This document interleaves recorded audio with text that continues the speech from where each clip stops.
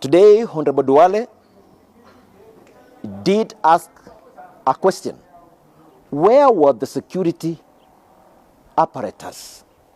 Where was the county commander? Where was the county criminal investigations officer in Uasin Gishu when all this were happening?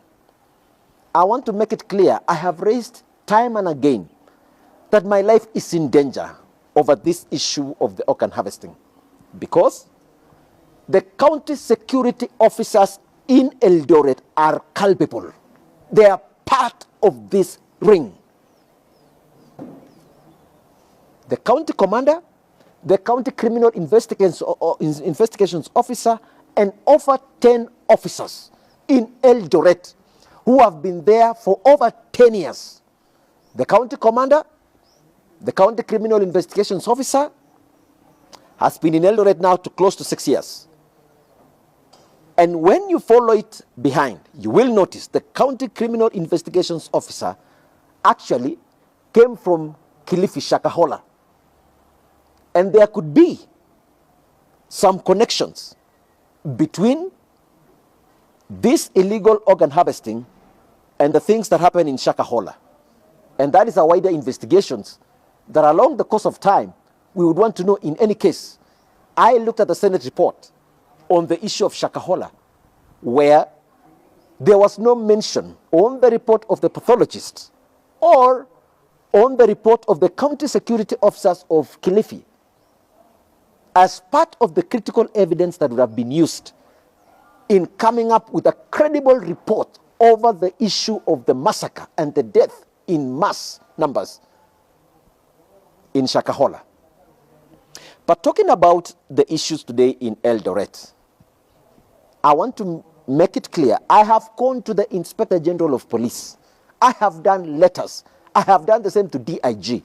I have done the same to the CID, DCI. I have said, your officers in Uasin Gishu are culpable. They are part of this ring. In fact, they stay in Mishra's home, literally, because they are being given the money, the proceeds of selling the organs of our people, of the young people, most of whom are 20-year-olds, 21-year-old, who have never seen the kind of money that Mishra was showering them around here. Most of whom were lied to, that they would be paid 1.2 million shillings to sell their organs. Most of them ended up with less than 400,000 shillings. This is the grim reality. All of you that are watching me know, when you are a 20-year-old, yes, you could be an adult, above 18 years, but you don't have the strong capability to be able to make some of these critical decisions. When you are desperate for life, you are coming from a challenged background. Most of the targets were actually young people who come from the single-parent families. And therefore, these young people don't have anybody to defend them. And what will happen? When they see a situation where you meet Mishra, promises you, he gives you 50,000 the first day, he promises you that I'll give you 1.2 million, they take your ID away. They give you a fake ID. Everything was fake, well designed, because they knew they were criminals. They are in the criminal elements in a criminal ring. They brought in many people from abroad to come and treat them here, most of whom did not actually know where was the source of the organs that they were being transplanted to. Finally, as I continue to make it clear that the county criminal investigations officer, the county commander of police in Uasin Gishu, and the over 10 officers, and those 10 officers are deadly. Those 10 officers who are working in cahoots with Mishra are deadly. There is even a time there was a threat to my own life as a member of parliament. I have spoken this time and again. They would not allow the young people whose organs have been illegally harvested to go and report in any police station in Eldoret, in Uasin Gishu, to report, to make an OB. This is how terrible they were. To do an OB is a right of every Kenyan. And so for you to be able to be denied until it dare to take me and some leaders in Wasingishu, including Sholei, that we had to make a personal intervention in some of these police stations for these young people to go make a report. And therefore, the call that Mishra must first of all go to jail. And then from there, because it's clear, he was not born in Kenya. He is, by citizenship, is by registration. That citizenship must be withdrawn with immediate effect. And there are so many other Asians whom they were operating with here in Wasingishu that I know them one after another after another. I have a whole long list. They must all be brought to book as well. Some of whom were partners of Mishra, even in that hospital. And they benefited enormously on the blood of the young people here. For all of those that were involved, there are many who have come out who really need help. I'll be going to Parliament again, and I'm looking forward for us to start the investigation on the Committee of Health. I brought this matter in November last year.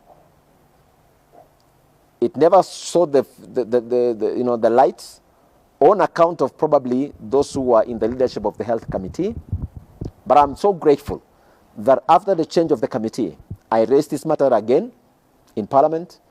And I want to thank Dr. Nyekal for being so bold and bringing now these investigations to light. I look forward to now expound. I have a lot of evidence, both from the staff from Medihill who came out, some of the doctors who came out and say this illegality stings to the heavens, and they do not want to be associated with the things that happen in Medihill Hospital.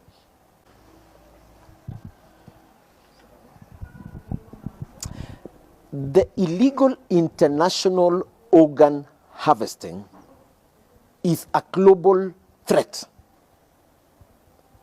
And the things that happen in Shakahola has direct relationships with organ harvesting. To sell an organ for 50 million, 60 million Kenya shilling, some people would went off their morals to harvest in whatever form, even taking lives, for them to be able to sell other human beings.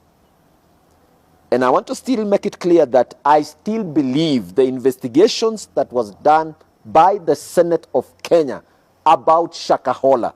I want to call upon the Ministry of Health that you need to do again investigations, because I still insist there is a direct correlation between the deaths and the massacre in Shakahola with the organ harvesting rings.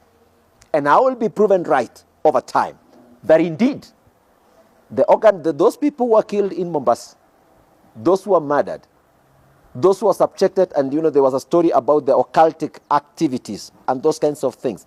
It was more than that. We want that report, a comprehensive report.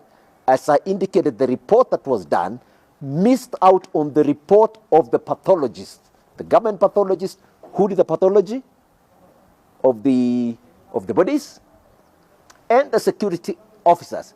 It is not a coincidence that the DC, the current County Criminal Investigations Officer, was actually the DCI in Kilifi when the deaths happened. It is not a coincidence that these people have been here for over 6-7 years. These officers who are here, and most of them came from Kilifi. At that time, Mishra was in the health committee, and he was a very powerful man, buying his way through. And I want to tell Mishra, you cannot t-shirt us. Even your legal officers, the lawyers who have been shouting all over and saying they want to sue us, we are ready for it. We will not be cowed down by your money or the money of anyone, in as far as they trample on the rights of the very young people we represent, because most of us were in that space in the past of struggling. And so you cannot come and try and think like you can intimidate us as leaders, I being one of them.